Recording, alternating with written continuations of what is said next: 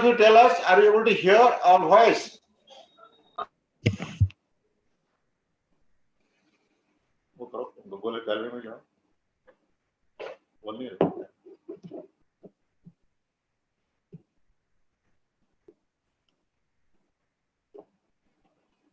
Are you all able to hear Dr. Lalita? Are you connected? Dr. Sudhir Singh? Yes, sir. Dr. Manju? Can you hear us? Yes, sir. Hello? Yes, sir. Yes, Okay. sir. Thank you. I Thank you. am trials duty, so unable to hear. Okay, thank you. Dr. Bhatia, please. Okay, sir. Okay. Okay, so glucocorticoids are recommended for the treatment of severe COVID-19 infections. And there are now many meta-analyses of fairly large studies which suggest that they are useful in severe COVID-19 infection. They decrease the risk of death, and they also decrease the morbidity in these in COVID-19. But high doses of steroids, as you all know, can have side effects, and especially if they are used for long periods, they need to be tapered gradually. Otherwise, they can precipitate an adrenal crisis, because high doses of steroids can suppress the hypothalamus, the pituitary, and adrenal glands. And if you stop them quickly, the adrenal glands don't have time to recover, and so you can have an adrenal crisis. And I'm going to talk a little bit more about that. Now, this is just a very diagrammatic representation which says that here is the adrenal gland that secretes cortisol and aldosterone, etc. But cortisol is what we are interested in.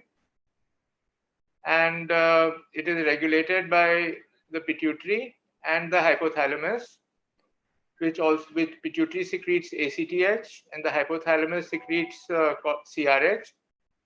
So CRH stimulates ACTH, ACTH stimulates cortisol. Cortisol has metabolic effects, and cortisol high doses also suppress the hypothalamus and the pituitary. So that is the feedback which happens. And we know that if you take high dose of steroids, they will suppress CRH and ACTH, cause adrenal suppression. And when you withdraw the steroid, it's not that immediately the adrenal glands start working. They take some time to recover. And during the time that they take to recover, you can be prone to have adrenal crisis or adrenal insufficiency. Now, normally the steroids, hydrocortisone is secreted in this manner. You have a higher dose of hydrocortisone or cortisol in the blood somewhere in the morning between 6 and 8 a.m. And then it gradually goes down. And then there is the lowest dose somewhere at about midnight. So this is called the circadian rhythm. And we try to, when we give physiological doses, we try to mimic this rhythm. But obviously in large doses, we are not able to mimic this. And so the steroids, they get suppressed. The axis gets suppressed. And if you take glucocorticoids at night, it causes greater suppression than if it is used in the morning. And long-acting glucocorticoids cause greater axis suppression than short-acting. But in case when you're using large doses of supraphysiological steroids to cause immune suppression, and in the case of COVID-19 infection, that is really not so relevant. Now, steroids there are different kinds of steroids, and for our purpose, the glucocorticoids, that is cortisol, it has many actions. It has an action on carbohydrates. It can increase glucose, lipids. It has anti-inflammatory action, which is what we are interested in. And then there are other glucocorticoids which are secreted, which I will not discuss further.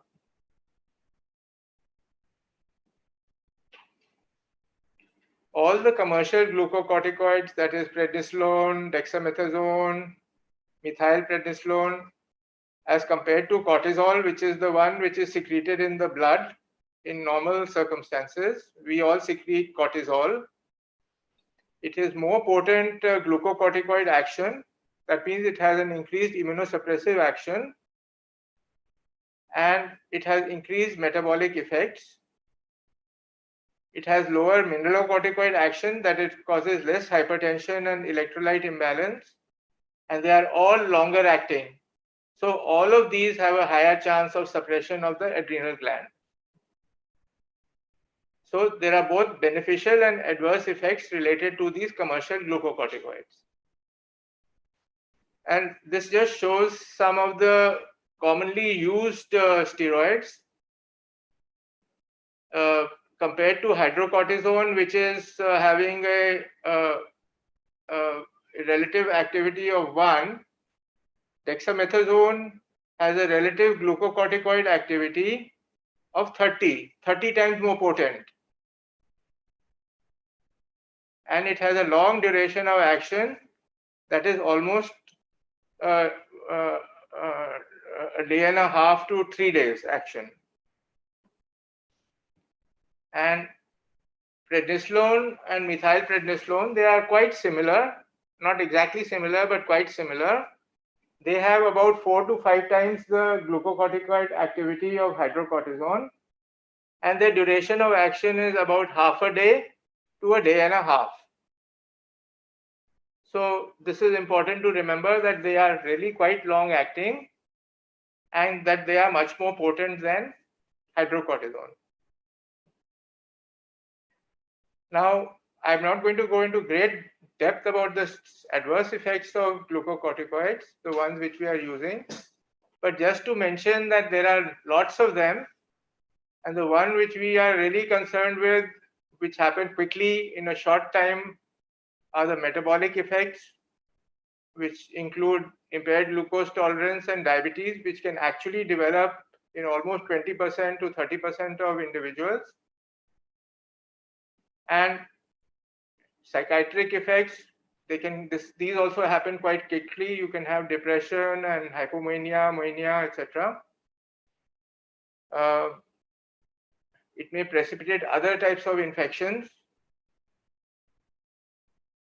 and it causes adrenal suppression or crisis, which usually happens only when you abruptly stop the steroids.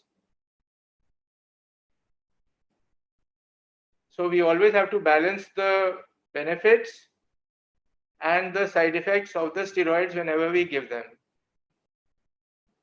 Just to show that some skin changes which can happen, but these are on long-term usage,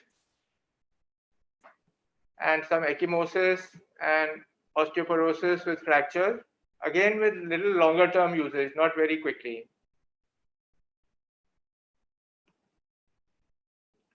So coming back to glucocorticoid induced adrenal suppression, impaired adrenal function occurs due to supraphysiological glucocorticoids. It can happen with any dose or duration, but it is more likely with higher doses and longer acting steroids such as dexamethasone. It is less likely to happen if you are giving a short course of adrenal steroids for treatment, let's say less than 10 days or less than 2 weeks. And it's less likely if you use less than 5 milligrams a day, but of course we use much higher doses than that in our treatment of patients, so that is not relevant here. And actually in clinical practice, we have to assume that adrenal deficiency can happen in anybody who is taking more than 7.5 or 10 milligrams of prednisolone for 2 weeks continuously. And less than 2 weeks, we don't think that in most cases adrenal deficiency happens when you stop the steroid.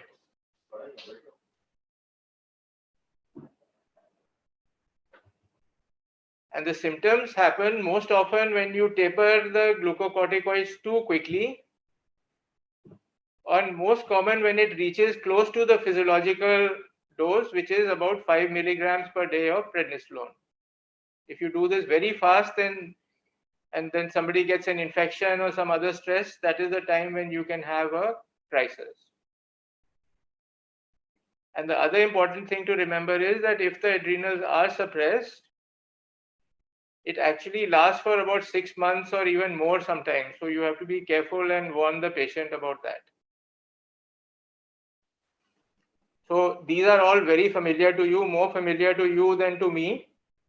This is the WHO 2020 recommendation, September, and they strongly recommended systemic corticosteroid therapy, 6 milligrams oral dexamethasone, oral or intravenous, or 50 milligrams hydrocortisone intravenous every 8 hours for 7 to 10 days.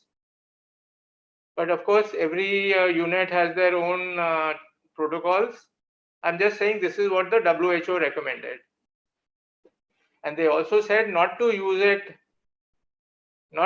it is to be used in severe and critical COVID-19 and not to use it in corticosteroid therapy in patients with non-severe COVID, because there the side effects are worse than the beneficial effects. And the ICMR guideline has 2 different types of doses. In moderate, they have said 0.5 to 1 milligram per kg of methylprednisolone, or dexamethasone 0.1 to 0.2 milligram per kg for 3 days. And in severe, they have written a higher dose of methylprednisolone 1 to 2 milligram per kg per day, or dexamethasone 0.2 to 0.4 milligram per kg per day for 5 to 7 days. And if now there are some new recommendations, I would like to hear from you, but this is what I could get in the guidelines. So there is no one way to taper steroids, and we should principle is just to taper slowly and allow the adrenal to recover function. And we should inform the patient that adrenal deficiency, what are the symptoms, and if any of those happen, they should seek help. And normally, I do not test for recovery of adrenal function until the dose is 5 milligrams per day, but you don't even have to test. Once you have tapered very slowly, I don't think even testing is required. And this is one protocol which I wrote for our institute when they asked me. For example, suppose the dose is 6 to 8 milligrams of dexamethasone, decadron, or like between 40 to 60 milligrams of prednisolone, or a little lower dose of methylprednisolone per day, and is taken for up to 7 days, then no tapering is required. But if you take it give your patient this for more than 2 weeks, or you give a higher dose than this, then this is the protocol. You can taper by about 5 to 10 milligrams so you can make it 40 milligrams, for example, for 1 week. Then after 1 week, you can make it 30 milligrams. When you reach 20, then you can make the tapering slower. So after 20, you make it 15 for 1 week and 10 for 1 week. And then when you reach 10, you make it even slower. You make it 2.5 for 1 week, 7.5.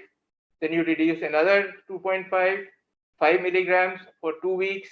And then you reduce it another 2.5, and you make it 2.5 per day for 2 weeks, and then you stop. So it takes about 2.5, 2.5 to about 3 months for this. And you can just write it down for your patient and they can follow it. It's very easy. And mostly if you explain nicely to the patient, they do follow it themselves. In between, if the patient has any symptoms of adrenal deficiency, and I will just tell you what are these symptoms, then you can double the dose, continue that dose for 2 weeks or 3 weeks, and then again gradually start to taper.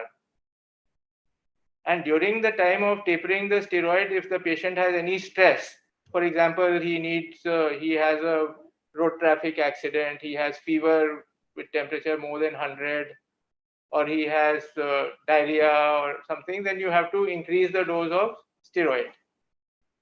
And of course, if the patient has vomiting or any severe infection, or he has a severe trauma, or he or she requires major surgery, then IV hydrocortisone or IV steroids are required. Otherwise, the tapering can all be done at home. The patient can be on follow-up telephonically. So some of the important clinical features that the patient may have adrenal deficiency, unfortunately, most of these features are quite, they're not specific. So some of them include things like nausea, vomiting, abdominal pain, and may have hyponatremia if you do electrolytes. So some of these things you have to have a little bit of, so the patient, if they complain that they have severe weakness, they're having nausea, they're having vomiting, some of these symptoms, then you must at least think of adrenal deficiency. And in a crisis, the patient will have hypotension and they will have an altered sensorium. In that case, you have to admit the patient into a hospital and give them IV fluids and IV steroids. So adrenal crisis is the most serious situation. Most likely it happens when high doses are stopped suddenly. It's often precipitated by stress, like I already mentioned, major surgery or severe infections, trauma. And of course, I mean, in contrast to what happens if you have a primary adrenal crisis, that means like you have Addison's disease. These patients don't have hyperkalemia, so they have hyponatremia but not hyperkalemia. And you treat with IV fluids and parenteral cortisol. So whenever you are discharging the patient from the hospital, and you must give them written advice. If they have been on steroids, for example, for 3 weeks or so, then please give them written advice how to taper. Give them your telephone contact or a telephone contact with your physician or a resident, that if they have a problem, they can phone up or WhatsApp the person. And you tell them that in case you have abdominal pain or vomiting, severe weakness, please double your dose. Wait for a day or so. If you don't improve, then please contact the hospital. And of course, if there's severe vomiting or if the blood pressure is low, then you must get admitted into a hospital. And it's important to remember that stress doses, extra doses can be required for 1 year after the steroids have been stopped. So to summarize, steroids are a double-edged sword. They are very useful in severe and critical patients with COVID infection. They should be used. However, if they are used for more than 2 weeks, then they can lead to adrenal deficiency. So you have to be careful to taper it slowly, and don't stop them abruptly. Thank you. I'm happy to take any questions.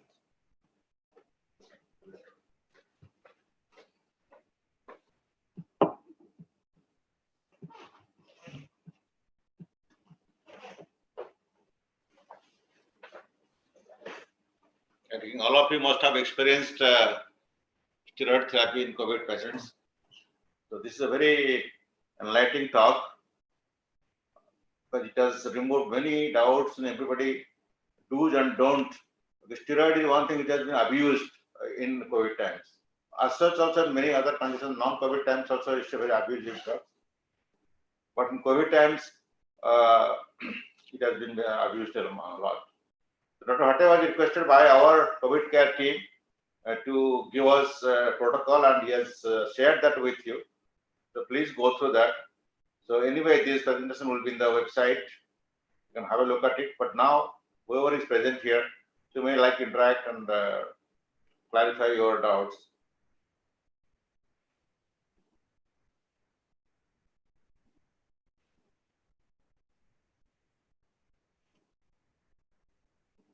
Anybody else want to ask any questions to him? No, sir. Good. Priyanshi, are you yourself involved in the COVID care, or you are just looking after the administration part? Dr. Priyanshi, you just responded. Yes, sir. Are you yourself involved in the COVID care of the COVID patients? Yes, sir. So what kind of therapy you follow? Whatever you just now told is same or is something different?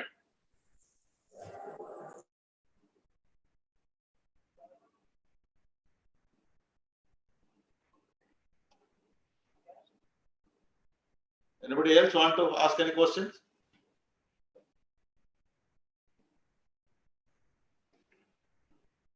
So I will leave our protocol with Dr. Mishra. Yes.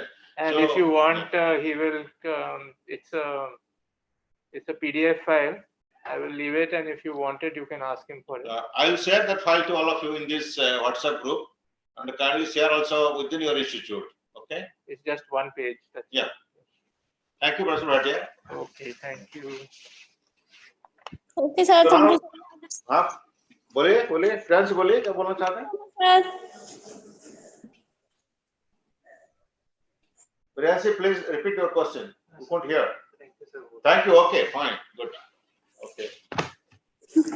So I will send that one-page note what I received from Dr. Bhatia to all of you in the WhatsApp. Please circulate to your colleagues in the department.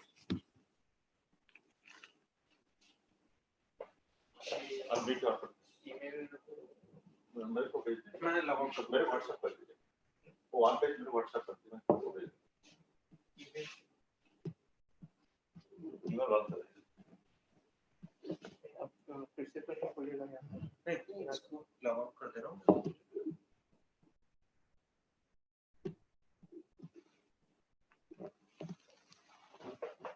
On है ना? सही ना? अलग on है ना? On है ना? Yeah, I just want to ask any operational issues there with all our partners. I'm getting a lot of consultation from Shahjahanpur. Meerut, what about you? Are you asking our questions here, consultations to PGI? Thank you. I'll see you after this. तुम जो भेजा हुआ mail में देख लेना। कल भेजा हुआ। So, I just want to know any operational issues are there with you. So we are getting a couple of consultations from Shahjahanpur, but other centers are not getting. I'm not getting any. So maybe my colleagues are getting. And do you have any issues in getting consultation from us?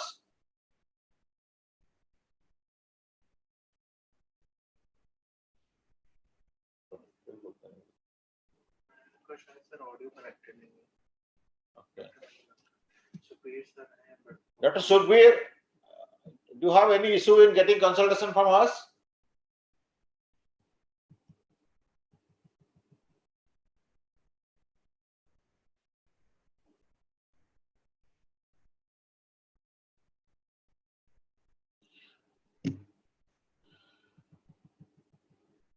Okay, so there are no comments from anybody, so we'll close the session today, and I'll share the PDF file. Dr. Manju, are you connecting?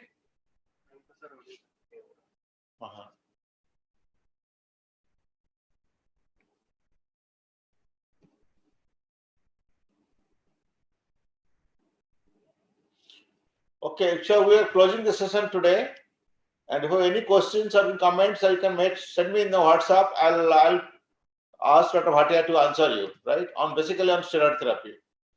And any operational issues you have, please send me in WhatsApp. So I'll take care of all these consultations that you are having problem in connecting us or anybody else in SGPGI.